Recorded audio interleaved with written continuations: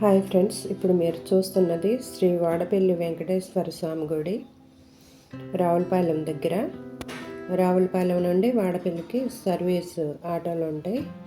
మనిషికి 30 రూపాయలు తీసుకుంటారు. మేము విజయవాడ నుంచి 7 గంటలకు బయలుదేరితే రావులపాలెం వెళ్ళేసరికి 11:30 అయింది. అక్కడి నుంచి ఒక అరగంట. ఇంకా అలాగా గుడి లోపలికి వెళ్ళి ఆ రోజు మామూలుగా విడి రోజులు కాబట్టి గుడి అంతా ఖాళీగానే ఉంది, పెద్ద రష్ ఏమీ లేదు. అదంతా గుడి ప్రాంగణం, లోపల పూజలు జరుగుతున్నాయి. ఇది మామూలుగా 7 ప్రదక్షిణలు చేసి 7 కాయిన్స్ ఆ ఉండిలో వేసి ఫ్లవర్ అనేది ఆ ఉండి పైన పెట్టాలి, లోపల వేయకూడదు. ఇది మెయిన్ గర్భగుడి.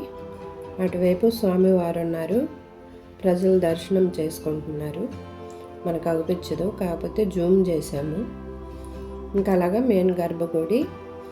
అక్కడ ఎలాంటి కోరికైనా కోరుకొని ఒక 7 శనివారాలు తిరుగుతాము అంటే మనం శనివారాలు పూర్తి చేసే లోపలే మనకి ఏ కోరికైనా అది నెరవేరిద్దని ప్రజల నమ్మకం. అయితే చాలామంది మొక్కులు మొక్కుకొని శనివారాలు కంపల్సరీగా వస్తారు. గుడి అంతా చాలా రష్గా ఉండిద్దంట. అయితే మేము 7 రోజులలో వెళ్ళాము. నవరాత్రుల్లో ఫస్ట్ డే వెళ్ళాము. గుడి అంతా బాగా ఖాళీగానే ఉంది. దర్శనం కూడా మాకు బాగానే అయ్యింది. గుడి కూడా చాలా బాగుంది. నా ఛానల్ ఎవరైనా ఫస్ట్ టైం చూస్తుంటే ఫ్రెండ్స్ లైక్ చేయండి, షేర్ చేయండి, సబ్స్క్రైబ్ చేసుకోవడం మర్చిపోకండి.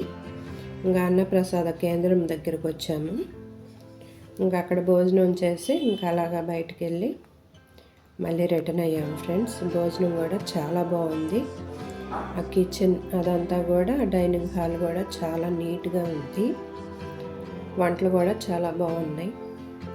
ఇంకా మేము అలాగ అన్నప్రసాదం చేసి ఇంకా అక్కడ చిన్న షాపింగ్ చేసుకొని పూతరేకులని, పూలని అలాంటివి అమ్ముతూ ఉంటే ఫ్రెష్గా ఉన్నాయి పూలు అవన్నీ. ఇంకా అవన్నీ షాపింగ్ చేసి ఇంకా బయలుదేరాము ఫ్రెండ్స్. విజయవాడ నుండి రావులపాలెంకి 5:30 గంటలు, అలాగే ఇటు నుండి కూడా 5:30 గంటలు. మేము వచ్చేసరికి నైట్ 10 అయింది ఇంటికి చేరేసరికి. కాకపోతే కొద్దిగా లాంగ్ అనిపించింది. గుడి అయితే చాలా బాగుంది ఫ్రెండ్స్. ఎవరైనా చూడాలి అనుకుంటే విడి రోజులలో వెళ్ళండి. మొక్కులు మొక్కున్న వాళ్ళైతే ఇంకా శనివారం వెళ్ళక ఇంకా తప్పదు కదా.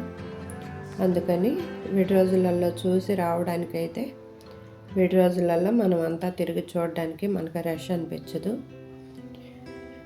ఇంకా అలా ప్రదక్షిణలో దర్శనం అంతా పూర్తి చేసుకొని ఇంకా గుడి అంతా అలాగ తిరిగి చూసి అందరూ అక్కడ రూపాయి కాయిన్స్ మనసులో కోరికను కోరుకొని రూపాయి కాయిన్స్ నుంచో పెడుతున్నారు.